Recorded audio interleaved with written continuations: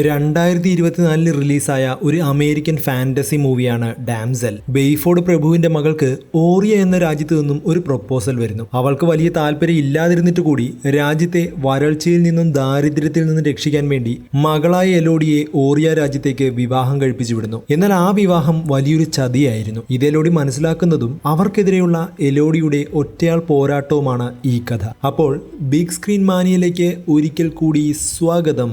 ഈ കഥ പറിച്ചിൽ നിങ്ങൾക്ക് ഇഷ്ടപ്പെടുന്നുവെങ്കിൽ ഷെയർ ചെയ്തും ലൈക്ക് ചെയ്തും സപ്പോർട്ട് ചെയ്യുക. കമന്റായി നിങ്ങളുടെ അഭിപ്രായങ്ങൾ രേഖപ്പെടുത്തുക. സമയം കളയാതെ നമുക്ക് സിനിമയിലേക്ക് പോയാലോ. സിനിമയുടെ തുടക്കത്തിൽ ഓറിയ എന്ന രാജ്യത്തിലെ രാജാവും കുറച്ച് പടയാളികളും കൂടി ഒരു ഡ്രാഗണിനെ പിടികൂടാൻ പോവുകയാണ്. അതിനെ പിന്തുടർന്ന് അവർ ഒരു ഗുഹയിലെത്തി. അവിടെ എത്തി അവർ കണ്ട കാഴ്ച അവരെ ഞെട്ടിച്ചു. ആ രാജാവിന്റെ മുഖത്ത് നല്ല പോലെ ദേഷ്യം വരുന്നുണ്ട്. അപ്പോഴേക്കും ഡ്രാഗൺ അവരുടെ മുന്നിലെത്തി. കലി തുള്ളിയ ഡ്രാഗൺ ശക്തിയായി തീ തുപ്പുകയും അതുവഴി രാജാവിന്റെ കുറെ പടയാളികൾ മരിക്കുകയും ചെയ്തു. ശേഷം ബാക്കിയുള്ള ഓരോ പടയാളികളെ അവിടെ നിന്നും പിടിച്ചുകൊണ്ടുപോയി ഡ്രാഗൺ കൊല്ലുന്നു. അങ്ങനെ അവസാനം രാജാവ് മാത്രം അവശേഷിക്കുന്നു. വേറെ വഴിയില്ലെന്ന് മനസ്സിലാക്കിയ രാജാവ് ഡ്രാഗണിന് മുന്നിൽ മുട്ടിൽ നിന്ന് തന്റെ അന്ത്യത്തിനായി കാത്തു നിൽക്കുന്നു. അപ്പോഴേക്കും സീൻ മാറുന്നു. 100 കണക്കിന് വർഷങ്ങൾക്ക് ശേഷമുള്ള കാലമാണ് പിന്നീട് കാണിക്കുന്നത്. അവിടെ ഫ്ലോറിയയും എലോഡിയും കൂടി മരക്കഷ്ണങ്ങൾ വെട്ടിമുറിക്കുകയാണ്. അവിടെയുള്ള ഒരു ലോക്കൽ ലോഡിന്റെ മക്കളാണ് ഇരുവരും. തണുപ്പും പട്ടിണിയും മൂലം കഷ്ടപ്പെടുന്ന തങ്ങളുടെ ജനങ്ങളെ സഹായിക്കാൻ വേണ്ടി തങ്ങളാൽ കഴിയുന്ന കാര്യങ്ങളെല്ലാം ചെയ്യുകയാണവർ. ഓരോ ദിവസവും ഒരുപാട് പേർ അവിടം വിട്ട് പോവുകയാണ്. അത്രയ്ക്ക് ജീവിക്കാൻ പറ്റാത്ത അവസ്ഥ. ഇനിയും ഈ അവസ്ഥ തുടർന്നാൽ അവരുടെ നാട്ടിൽ ആളില്ലാതെയാകും. ഫ്ലോറിയയും എലോഡിയും വിറക് വെട്ടിക്കൊണ്ടിരിക്കുമ്പോൾ ഒരു കുതിരവണ്ടി അവിടേക്ക് വരുന്നത് കാണുന്നുണ്ട്. ഇത്രയും വടക്കോട്ട് ഇത് ആരാണ് വരുന്നതെന്ന് എലോഡി ചോദിക്കുന്നു. കാരണം അവരുടെ ദേശത്തേക്ക് അങ്ങനെ വിസിറ്റേഴ്സ് ഒന്നും വരാറില്ല. അവർ തിരികെ വീട്ടിലേക്ക് പോകുന്നു. അവിടെ അവരുടെ അച്ഛനായ ലോർഡ് ബെയ്ഫോർഡും രണ്ടാനമ്മയും ഒരു കന്യാസ്ത്രീയോട് സംസാരിക്കുകയാണ്. ഇവൾ മതിയാകും, ഞങ്ങൾ നിങ്ങളുടെ തീരുമാനത്തിനായി കാത്തിരിക്കുന്നു. അതും പറഞ്ഞ് ആ കന്യാസ്ത്രീ അവിടെ നിന്നും പോകുന്നു. കാര്യം എന്താണെന്ന് വെച്ചാൽ ഓറിയ രാജകുടുംബത്തിലെ രാജകുമാരന് എലോഡിയെ വിവാഹം കഴിച്ചാൽ കൊള്ളാമെന്നുണ്ട്. എന്നാൽ ആദ്യം ഈ പ്രപ്പോസൽ എലോഡി നിഷേധിക്കുന്നു. നമുക്കിത് വേണം എലോഡി, നമ്മുടെ കളപ്പുരകളിൽ ഒന്നുമില്ല. ഈ തണുപ്പ് കാലം ചിലപ്പോൾ നമ്മൾ താണ്ടില്ല. അതിനു മുന്നേ പട്ടിണി കിടന്ന് മരിക്കും. നമ്മുടെ ജനങ്ങൾക്ക് ഇപ്പോൾ നിന്നെ ആവശ്യമുണ്ട്. കാരണം ഈ വിവാഹം നടന്നാൽ നമ്മുടെ നാട് രക്ഷപ്പെടും. നീ ഒന്നുകൂടി ചിന്തിക്ക്. അടുത്ത സീനിൽ കാണിക്കുന്നത് എലോഡിയും കുടുംബവും ഓറിയ രാജ്യത്തേക്ക് കപ്പൽ മാർഗം പോകുന്നതാണ്. അതായത് എലോഡി തന്റെ ജനങ്ങൾക്ക് വേണ്ടി ആ വിവാഹത്തിന് സമ്മതിക്കുന്നു. അവർ ഓറിയ രാജ്യത്തേക്ക് എത്താറായി. അപ്പോഴേക്കും കടലിൽ കനത്ത മൂടൽമഞ്ഞ് പൊതിയുന്നു. അതിലൂടെ കപ്പൽ നീങ്ങിക്കൊണ്ടിരിക്കുമ്പോൾ 2 വലിയ ഡ്രാഗണിന്റെ പ്രതിമകൾ ഇരുവശത്തുമായി നിൽക്കുന്നത് അവർ ശ്രദ്ധിക്കുന്നു. കപ്പൽ തീരത്തടുപ്പിച്ച് ഓറിയ രാജ്യത്തേക്ക് ഇറങ്ങിയ അവർ ആ രാജ്യത്തിന്റെ അഭിവൃദ്ധിയും പ്രതാപവും കണ്ട് അന്തം വിടുന്നു. ഏറ്റവും കൂടുതൽ അന്തം വിടുന്നതും കണ്ണു തള്ളുന്നതും എലോഡിയുടെ രണ്ടാനമ്മയാണ്. അങ്ങനെ ഓറിയ രാജ്യത്തെ സർവൻസ് അവരെ അവർക്ക് വേണ്ടി ഒരുക്കിയിരിക്കുന്ന മുറികളിലേക്ക് കൊണ്ടുപോകുന്നു. കൂടാതെ റോയൽ ഫാമിലിയെ പിറ്റേ ദിവസം കാണാമെന്നും അറിയിക്കുന്നു. അങ്ങനെ എലോഡി ഒന്ന് സെറ്റിൽ ആവാൻ വേണ്ടി അവളെ എല്ലാവരും മുറിയിൽ തനിച്ചാക്കി മറ്റു മുറികളിലേക്ക് പോകുന്നു. പുതിയ സ്ഥലത്തേക്ക് എത്തിയ ആകാംക്ഷയിൽ എലോഡി തന്റെ മുറിയുടെ ബാൽക്കണിയിലേക്ക് വന്ന് ചുറ്റുപാട് നോക്കുകയാണ്. അപ്പോഴാണ് ഇതുപോലെ തന്നെ തൊട്ടടുത്തുള്ള ബാൽക്കണിയിൽ എലോഡിയെ പോലെ മറ്റൊരു പെൺകുട്ടിയെ അവൾ കാണുന്നത്. പക്ഷെ അപ്പോഴേക്കും ഒരു വേലക്കാരി വന്ന് അവളെ വിളിച്ചു കൊണ്ടുപോകുന്നു. അന്ന് രാത്രി എലോഡിക്ക് ഉറങ്ങാൻ സാധിച്ചില്ല. അതുകൊണ്ട് തന്നെ അവൾ എന്തൊക്കെയോ വരച്ചുകൊണ്ടിരിക്കുകയാണ്. എന്നിട്ടും ആകെ ബോറടിച്ച അവൾ അല്പം ശുദ്ധമായി ശ്വസിക്കാൻ ബാൽക്കണിയിലേക്ക് പോകുന്നു. പക്ഷെ അപ്പോഴാണ് രാവിലെ കണ്ട പെൺകുട്ടിയുടെ മുറിയിൽ ലൈറ്റ് ഒന്നുമില്ല എന്ന് അവൾ ശ്രദ്ധിക്കുന്നത്. മാത്രമല്ല ദൂരെ മലമുകളിലേക്ക് ഒരു വെളിച്ചം കയറി പോകുന്നതും അവൾ ശ്രദ്ധിക്കുന്നു. അതായത് മലമുകളിലേക്ക് ആരോ കയറി പോകുന്നുണ്ട്. പിറ്റേ ദിവസം എലോഡിയും ഫാമിലിയും ഓറിയ രാജ്യത്തെ റോയൽ ഫാമിലിയെ സന്ദർശിക്കുന്നു. അതായത് രാജകുമാരനെയും അവന്റെ കുടുംബത്തെയും. ഓറിയ രാജ്യത്തെ പ്രിൻസ് ഹെൻറിക്കും എലോഡിക്കും തമ്മിൽ പരസ്പരം മനസ്സിലാക്കാൻ വേണ്ടി പുറത്തേക്ക് ഒന്ന് കറങ്ങി വരാൻ പ്രിൻസ് ഹെൻറിയുടെ അമ്മയായ ഇസബൽ രാജ്ഞി അവരോട് പറയുന്നു. അങ്ങനെ അവർ പുറത്തേക്ക് ഇറങ്ങി. പുറകെ കാവൽ ഭടന്മാരുമുണ്ട്. ആദ്യമുണ്ടായിരുന്ന ചമ്മലൊക്കെ മാറി ഒടുവിൽ അവർ തമ്മിൽ നന്നായി സംസാരിക്കുന്നു. കൂടാതെ എലോഡി മുൻപയച്ച കത്തിലെ ഹൃദയത്തിന്റെ ചിത്രം വരച്ചതിന് പ്രിൻസ് ഹെൻറി അവളെ അഭിനന്ദിക്കുന്നു. ഒരു കാര്യം ഞാൻ ചോദിക്കട്ടെ, ഇന്നലെ രാത്രി ആ മലമുകളിൽ ആരോ വെളിച്ചം തെളിച്ചു പോകുന്നത് ഞാൻ ശ്രദ്ധിച്ചിരുന്നു. നീ അത് കണ്ടിരുന്നോ? ഇന്നലെ എനിക്ക് ഒട്ടും ഉറക്കം വന്നില്ല. ബാൽക്കണിയിൽ വന്നപ്പോൾ കണ്ടതാണ്. അത് വളരെ പഴക്കമുള്ള ഒരു ആചാരമാണ്. ശരിക്കും 3 എണ്ണത്തിൽ ഒരെണ്ണം. എന്റെ കുടുംബത്തിന് വളരെ പ്രാധാന്യമുള്ള ഒന്നാണത്. ശരിക്കും ഞങ്ങളുടെ പിൻതലമുറക്കാരെ ബഹുമാനിക്കാനുള്ള ഒരു ചടങ്ങ്. അതുകൊണ്ടാണ് കല്യാണം തന്നെ ആ ദിവസം വെച്ചിരിക്കുന്നത്. അതേസമയം കൊട്ടാരത്തിൽ വെച്ച് ബെയ്ഫോർഡും ഇസബെല്ലും കല്യാണത്തിന്റെ ബാക്കി കാര്യങ്ങളൊക്കെ ചർച്ച ചെയ്ത് മുറിയുടെ പുറത്തേക്ക് വരുന്നു. പക്ഷെ ബെയ്ഫോർഡിന്റെ മുഖം ആകെ വാടിയിരുന്നു. എന്താണ് കാര്യം? നിങ്ങൾ നമ്മളെ നാണം കെടുത്തുന്ന എന്തെങ്കിലും മണ്ടത്തരം പറഞ്ഞോ എന്നൊക്കെ ലേഡി ബെയ്ഫോർഡ് ചോദിക്കുന്നുണ്ട്. ഒരു കുഴപ്പമില്ല, ഞാനൊന്നും പറഞ്ഞിട്ടില്ല. അതും പറഞ്ഞ് ബെയ്ഫോർഡ് വല്ലാതെ ദേഷ്യപ്പെടുന്നു. അടുത്ത സീനിൽ കാണിക്കുന്നത് ഇസബൽ രാജ്ഞിയുമായി സംസാരിക്കാൻ ശ്രമിക്കുന്ന ലേഡി ബെയ്ഫോർഡിനെയാണ്. ഇസബൽ രാജ്ഞി ചെയ്യുന്ന കാര്യങ്ങളൊക്കെ അവർ വാനോളം പുകഴ്ത്തി പറയുന്നുണ്ട്. വിവാഹം നടക്കാൻ വേണ്ടി വലിയ കുലീനിയായി അഭിനയിക്കാനൊക്കെ ശ്രമിക്കുന്നുണ്ടെങ്കിലും ലേഡി ബെയ്ഫോർഡിന് അതൊട്ടും ചേരുന്നില്ല. ഞാൻ നിങ്ങളെ എന്തിനെങ്കിലും സഹായിക്കണോ എന്ന് ഇസബൽ രാജ്ഞി ചോദിക്കുന്നു. ഇസബൽ രാജ്ഞിക്ക് ലേഡി ബെയ്ഫോർഡിനെ ഒട്ടും ഇഷ്ടമല്ലാത്ത രീതിയിലാണ് അവരുടെ പെരുമാറ്റം. നമ്മുടെ മക്കൾ വിവാഹം കഴിക്കാൻ പോവുകയല്ലേ, അതുകൊണ്ട് നമ്മുടെ ഫാമിലി തമ്മിൽ പരസ്പരം മനസ്സിലാക്കണമെന്ന് എനിക്ക് തോന്നി. ഇതൊക്കെ നിങ്ങൾക്ക് വളരെ എക്സൈറ്റിംഗ് ആയി തോന്നിയേക്കാം. നിങ്ങളുടെ അച്ഛൻ ഒരു റോപ്പ് മേക്കർ ആയിരുന്നില്ലേ? എന്നിട്ടും നിങ്ങൾ ഇത്രയും ഉയരത്തിലെത്തിയിരിക്കുന്നു. എന്നാലും അവനവന്റെ നില ഒരിക്കലും മറക്കരുത്. ഈ വിവാഹം പോലും നിങ്ങളുടെ തന്നെ ഒരു അത്യാവശ്യമല്ലേ? അത്യാവശ്യമോ? എനിക്ക് മനസ്സിലായില്ല. അതായത് എന്റെ ഫാമിലിക്ക് ഒരു മരുമകളെ വേണം, നിങ്ങൾക്ക് പണവും. ഞങ്ങൾക്ക് കൂടുതൽ ഫാമിലി മെമ്പേഴ്സിനെ ആവശ്യമില്ല. ഞാൻ പ്രിൻസ് ഹെൻറിക്കും എലോയിസിനും നല്ലൊരു ജീവിതം ആശംസിക്കുന്നു. കല്യാണപ്പെണ്ണിന്റെ പേര് എലോഡി എന്നാണ്. അതുതന്നെയാണ് ഞാൻ പറഞ്ഞത്. കല്യാണപ്പെണ്ണിന്റെ പേരിലുള്ള തന്റെ തെറ്റ് തിരുത്താതെ അങ്ങനെ ഇസബൽ രാജ്ഞി അവിടെ നിന്നും പോകുന്നു. ആകെ സംശയം തോന്നിയ ലേഡി ബെയ്ഫോർഡ് വൈകുന്നേരം എലോഡിയുമായി സംസാരിക്കുന്നു. എലോഡി, നീ ഞാൻ പറയുന്നത് കേൾക്കണം. ഈ കല്യാണം ഒരു മിസ്റ്റേക്ക് ആണെന്നാണ് എനിക്ക് തോന്നുന്നത്. എനിക്ക് മനസ്സിലാകുന്നില്ല.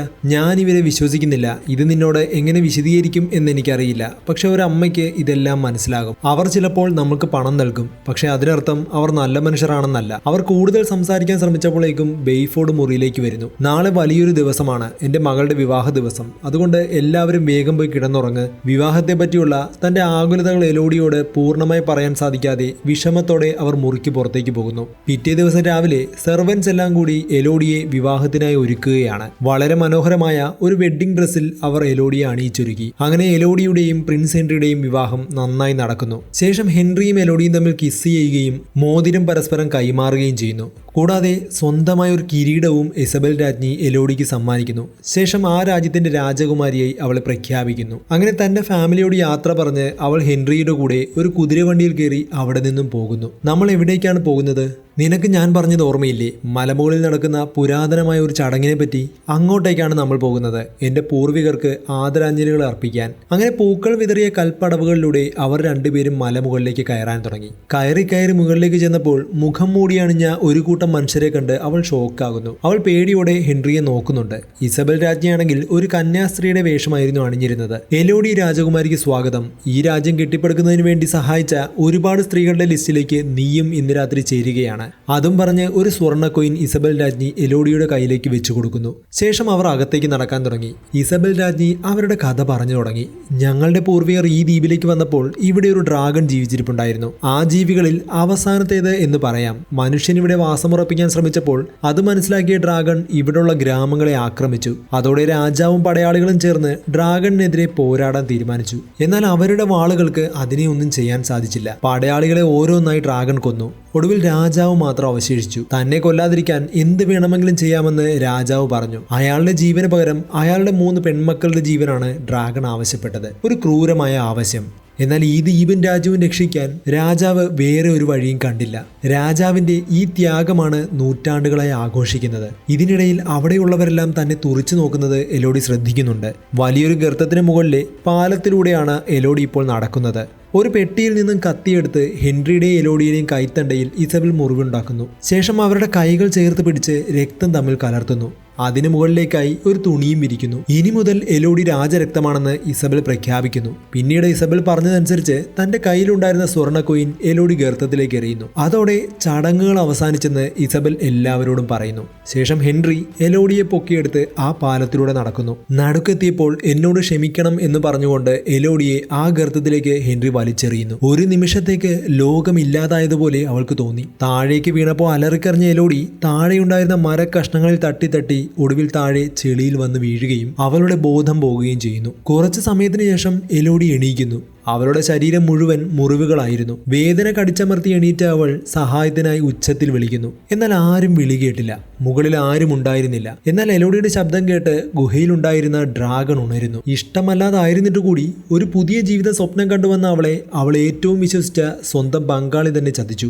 ആകെ നിരാശനായ എലോഡി അലറി കരയുന്നു. ആ കരച്ചിൽ പിന്നീട് ദേഷ്യമായി മാറി. തന്റെ കഴുത്തിലുണ്ടായിരുന്ന മാല അവൾ പൊട്ടിച്ച് ദൂരേക്ക് എറിയുന്നു. എല്ലാവരും ചേർന്ന് സമർത്ഥമായി തന്നെ പറ്റിക്കുകയായിരുന്നെന്ന് അവൾ മനസ്സിലാക്കി. അവൾ മുകളിലേക്ക് കയറാൻ ശ്രമിച്ചു. എന്നാൽ വഴുവഴുക്കുള്ള കുത്തനെയുള്ള കയറ്റമായതുകൊണ്ട് തന്നെ അവൾ താഴേക്ക് വീഴുകയും കയ്യിലെല്ലാം വീണ്ടും മുറിവുണ്ടാകുകയും ചെയ്യുന്നു. അങ്ങനെ ചുറ്റുപാട് ശ്രദ്ധിക്കുമ്പോഴാണ് അങ്ങിങ്ങായി മറ്റ് ആഭരണങ്ങൾ കിടക്കുന്നത് അവൾ ശ്രദ്ധിക്കുന്നത്. അവൾക്ക് മുന്നേ വർഷങ്ങളായി മറ്റു പെൺകുട്ടികളെ ഇവിടേക്ക് എത്തിച്ചിട്ടുണ്ടെന്ന് അവൾക്ക് മനസ്സിലായി. അതായത് എലോഡി ഓറിയ രാജകുടുംബത്തിന് വേണ്ടിയുള്ള ഒരു ബലി മാത്രമായിരുന്നു. പെട്ടെന്ന് ഒരു ശബ്ദം കേട്ട് എലോഡി ചുറ്റുപാടും ശ്രദ്ധിക്കുന്നു. ദൂരെ മാറി ഒരു ഗുഹയിൽ നിന്നും തീ കത്തുന്ന വെളിച്ചം അവൾ ശ്രദ്ധിക്കുന്നു. അതെന്താണെന്ന് അറിയുവാനായി അവിടെ കിടന്ന വിറക് കഷ്ണവും എടുത്തുകൊണ്ട് ആ ഗുഹയ്ക്കുള്ളിലേക്ക് കയറി. അവിടെ തീ പിടിച്ച് പിടയുന്ന ഒരു പക്ഷിയെ അവൾ കാണുന്നു. പെട്ടെന്ന് താഴെ ഉണ്ടായിരുന്ന മണ്ണെടുത്ത് അവൾ ആ പക്ഷിയുടെ ശരീരത്തിലെ തീ അണയ്ക്കുന്നു. എന്നാൽ അവൾ വളരെ വൈകിപ്പോയിരുന്നു. കാരണം അപ്പോഴേക്കും ആ പക്ഷി മരിക്കുന്നു. അത് കണ്ട് എലോഡി സങ്കടപ്പെടുമ്പോഴേക്ക് അങ്ങോട്ടേക്ക് വലിയൊരു ശബ്ദം അലയടിക്കുന്നത് പോലെ അവൾക്ക് തോന്നി. അവൾ തല ഉയർത്തി നോക്കുമ്പോൾ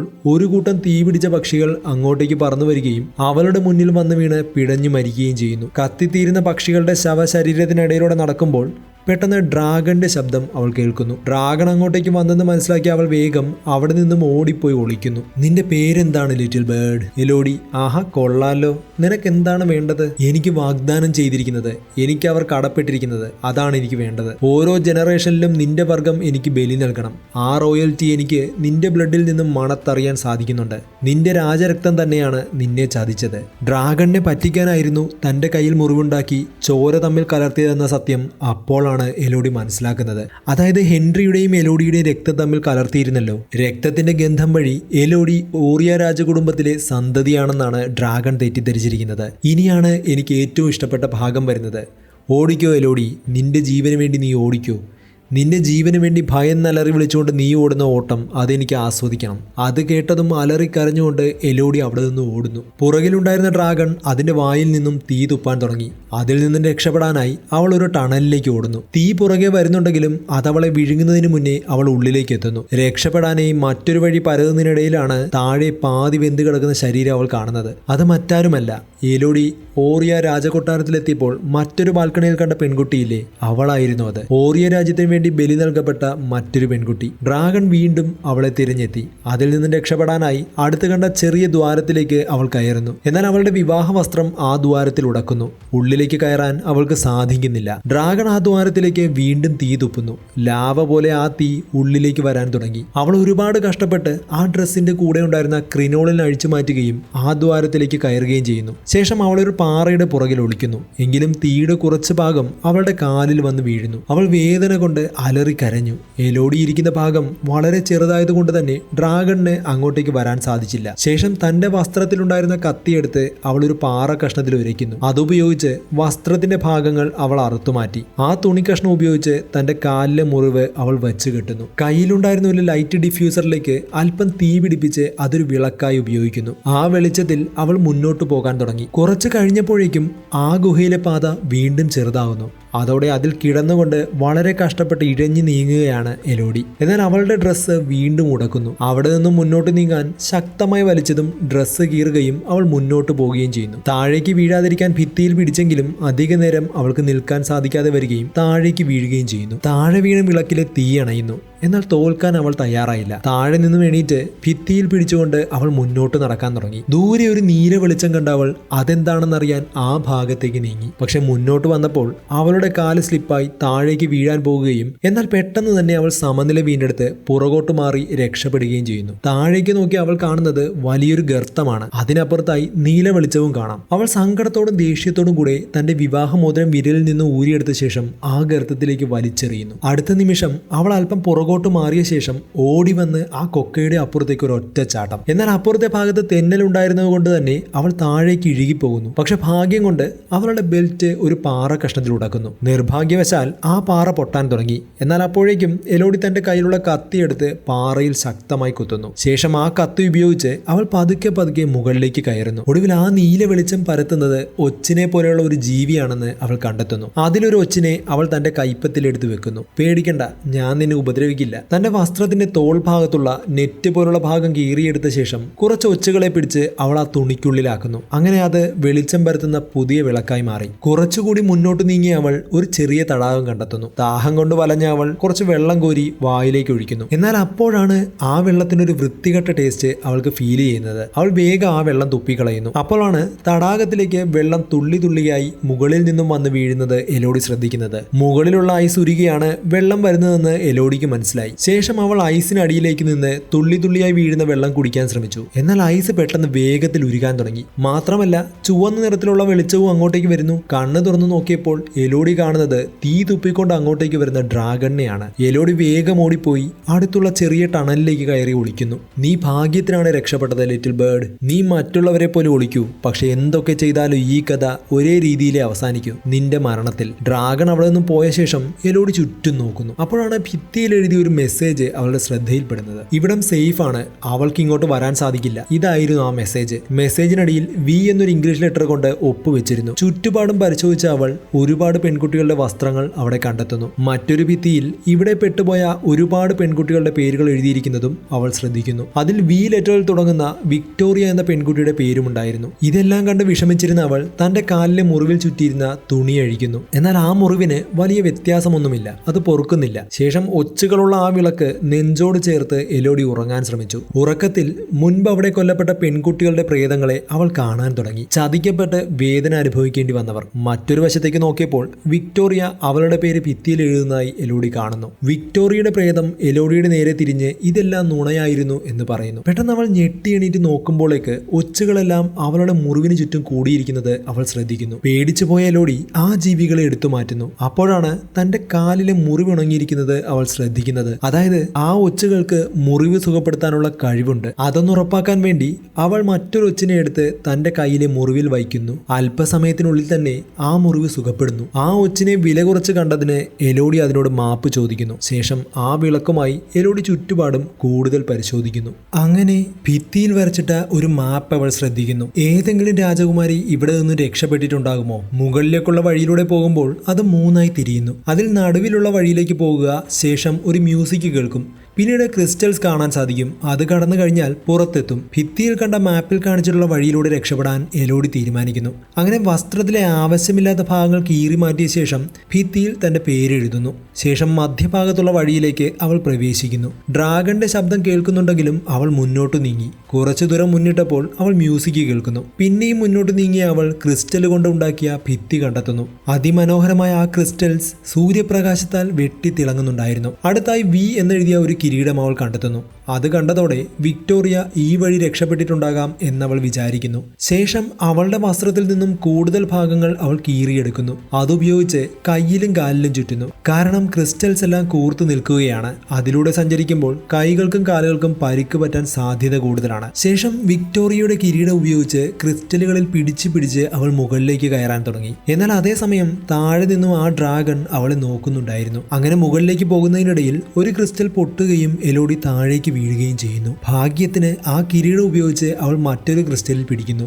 ആ സമയത്ത് തന്നെ പിടിക്കാനായി താഴെ കാത്തു നിൽക്കുന്ന ഡ്രാഗണിനെ അവൾ കാണുന്നു. പേടിച്ചു പോയ അവൾ വേഗം മുകളിലേക്ക് കയറാൻ തുടങ്ങി. അങ്ങനെ ഒടുവിൽ അവൾ പുറത്തേക്കുള്ള വഴിയുടെ അടുത്തെത്തുന്നു. പക്ഷെ അപ്പോഴാണ് അവൾ മനസ്സിലാക്കുന്നത് പുറത്തേക്കുള്ള വഴി താഴെ നിന്നും വളരെ ഉയരത്തിലാണെന്ന്. ഇത്രയും കഷ്ടപ്പെട്ട് താൻ ഇവിടെ എത്തിയിട്ട് ഒരു പ്രയോജനവുമില്ലാതെ പോയല്ലോ എന്നോർത്ത് അവൾ സങ്കടപ്പെടുന്നു.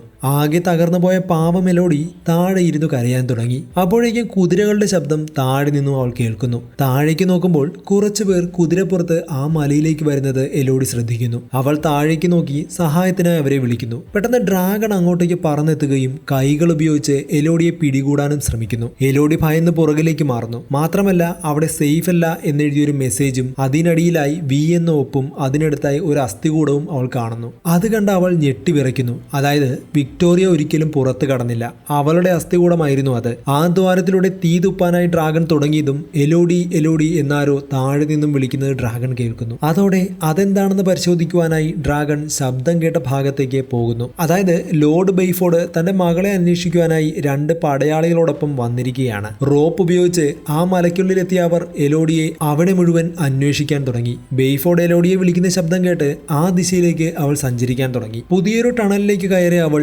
ചത്തുകിടക്കുന്ന 3 ഡ്രാഗൺ കുഞ്ഞുങ്ങളെ കണ്ട് ഞെട്ടുന്നു. അപ്പോഴാണ് വിക്ടോറിയ പറഞ്ഞ വാക്കുകൾ അവൾ ഓർക്കുന്നത്.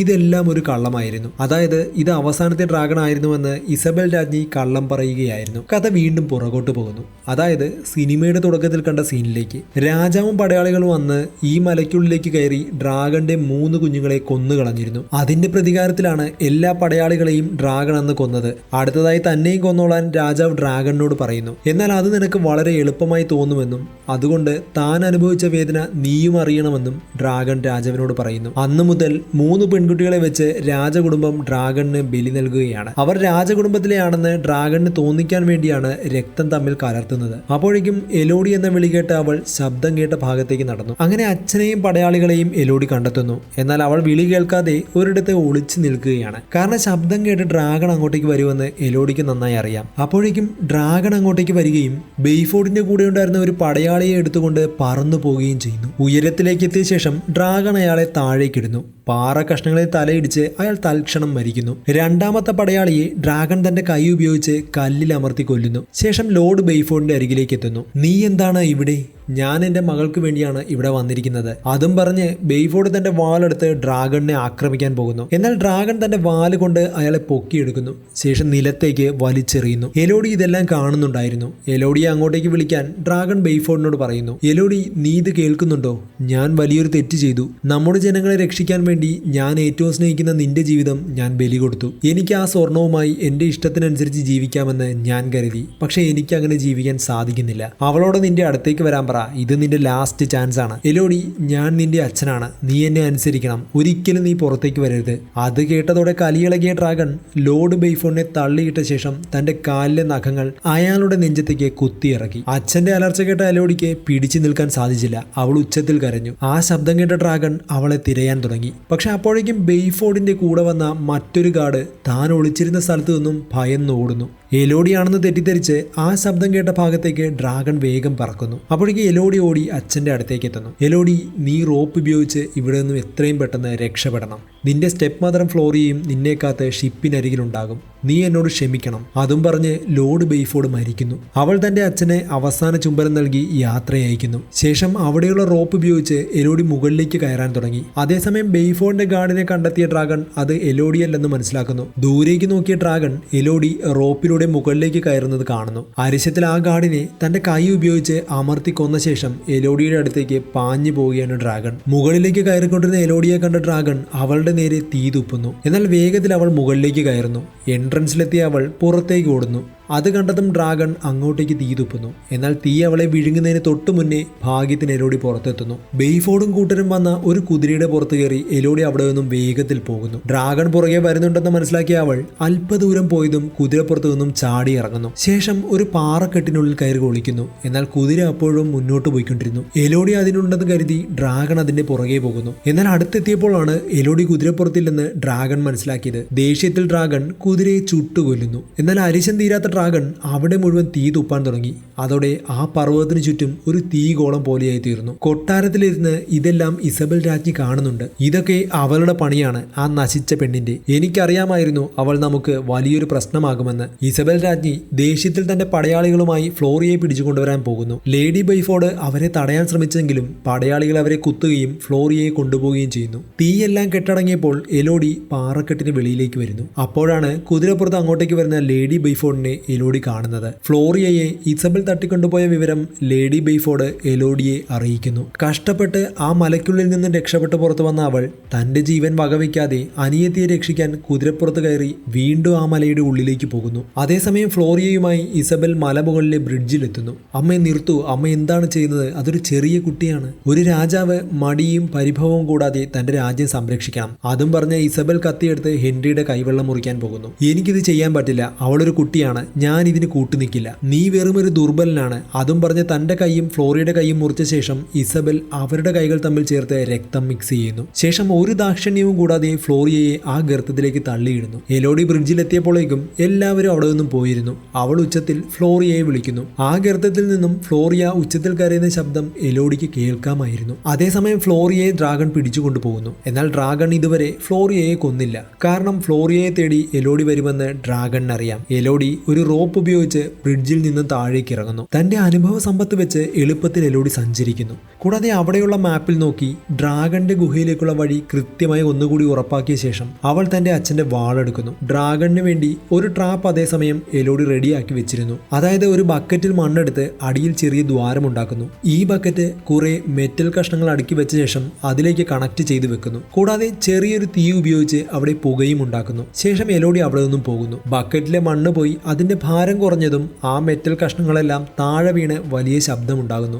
അത് കേട്ടതും ഡ്രാഗൺ ശബ്ദം കേട്ട ഭാഗത്തേക്ക് പോകുന്നു. ഡ്രാഗൺ തന്റെ ഗുഹയിൽ നിന്നും മാറിയതും എലോഡി വേഗം അങ്ങോട്ടേക്ക് എത്തുന്നു. അങ്ങനെ അവൾ ഫ്ലോറിയയുടെ അരികിലെത്തി അവളെ ഉണർത്തുന്നു. ശേഷം അവർ രണ്ടുപേരും കൂടി അവിടെ നിന്നും രക്ഷപ്പെടുന്നു. കാലിന് മുറിവേറ്റിരുന്നതിനാൽ ഫ്ലോറിയയ്ക്ക് വളരെ പതുക്കെ മാത്രമേ നടക്കാൻ സാധിക്കൂ. അതേസമയം എലോഡി തന്നെ പറ്റിച്ചതാണെന്ന് മനസ്സിലാക്കിയ ഡ്രാഗൺ തിരികെ തന്റെ ഗുഹയിലേക്ക് എത്തുന്നു. ഫ്ലോറിയ പാറകൾക്ക് പുറകിൽ ഒളിക്കുന്നു. എന്നാൽ ഒളിച്ചിരിക്കുന്ന ഫ്ലോറിയയെ ഡ്രാഗൺ കണ്ടെത്തുന്നു. പക്ഷെ അപ്പോഴേക്കും എലോഡി തന്റെ വാളുമായി ഡ്രാഗന്റെ മുന്നിലേക്ക് വരുന്നു. എലോഡി ഡ്രാഗണിനോട് കാര്യങ്ങൾ വിശദീകരിക്കാൻ ശ്രമിച്ചു. നമ്മൾ രണ്ടുപേരെയും ഇസബൽ രാജ്ഞി പറ്റിക്കുകയായിരുന്നു. നിന്റെ ശല്യം കാരണം ജനങ്ങളെ സംരക്ഷിക്കാനാണ് രാജാവ് അന്ന് ഇങ്ങോട്ടേക്ക് വന്നത്. ഞാൻ അവരെ ഉപദ്രവിച്ചിട്ടില്ല. ഒരു പ്രകോപനവും കൂടാതെയാണ് രാജാവ് ഇങ്ങോട്ട് വന്നത്. അവർ എന്താ ചെയ്തതെന്ന് എനിക്കറിയാം. അവർ നിന്റെ കുട്ടികളെ കൊന്നു. അവരോ?